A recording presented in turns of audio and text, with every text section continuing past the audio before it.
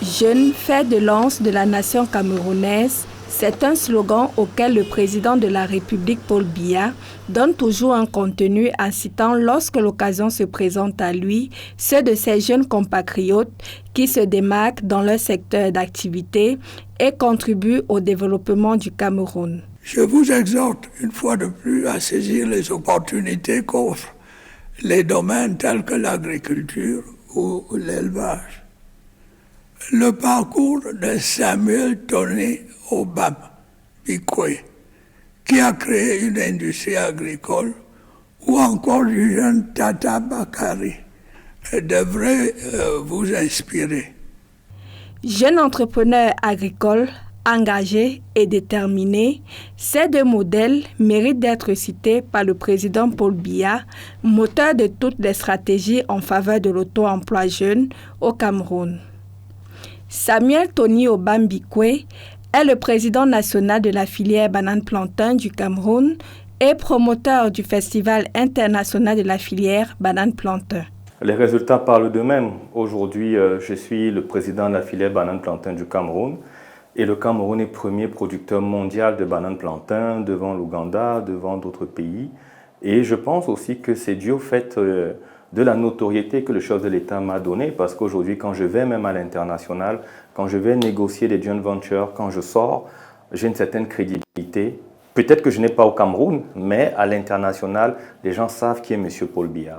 Originaire du département de l'Océan, dans la région du Sud, il figure parmi les premiers bénéficiaires du plan triennal spécial jeune décidé par le chef de l'État. La reconnaissance et les encouragements du président Paul Biya sont pour lui une invite à voir toujours plus grand.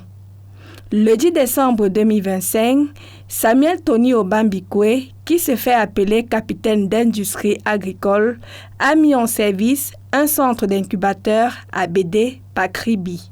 Nous avons déjà mis en place un incubateur à Kribi pour justement maturer les projets des jeunes dans la chaîne de valeur banane-plantain orientée vers un marché. On a appelé ce programme « Un jeune, une plantation orientée vers un marché » parce qu'il faut bien vendre, un compte en banque. Et donc, pendant cette incubation, on donne un crédit d'amorçage pour que le jeune après puisse facilement avoir accès à un financement. Dans la discrétion qui caractérise les développeurs volontaires et ambitieux, Tata Bakari, à une époque, enfant de la rue, porte dans le département du Noun, région de l'Ouest, une entreprise agricole qui s'étend sur 60 hectares.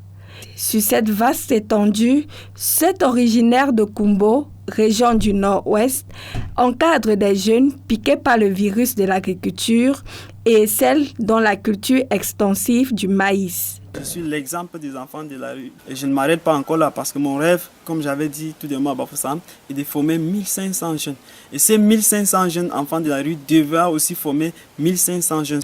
Dans leur parcours respectif, Samuel Tony Obam-Bikwe et Tata Bakari ont reçu des distinctions honorifiques gracieusement décidées par le chef de l'État Paul Biya.